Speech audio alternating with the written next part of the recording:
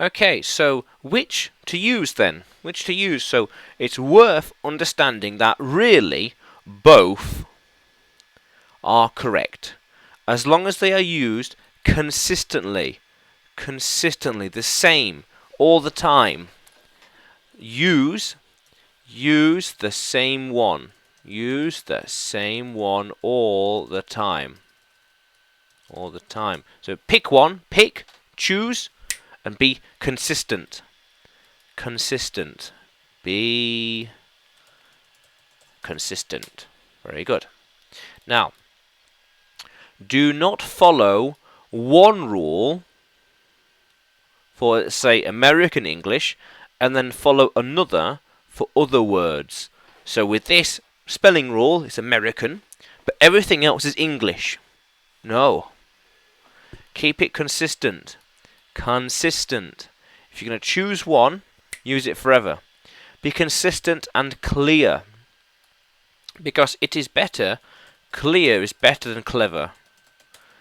Being understood is the best. Being understood in language is what you want. That's how communication works, to get your idea across. So being clear and understood is number one priority. And you get that in part by being consistent, but also the fewer words you can use, the better. If you can use less words, if you can use less words to get your message across, then that is better than too many words. Too many. If you can use few words and get the same message, that's better. Perfect. The fewer words, the better. But again, be consistent. American or English, pick one. In this case, English, and focus on it. Understand it, inside out. The more, the better you understand it, so you know the rules. And then be consistent. Like with most things in life, really, it's consistency.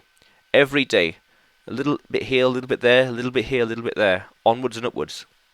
How cool is that? Yeah. How cool is that, Language Explorers? Let's keep exploring.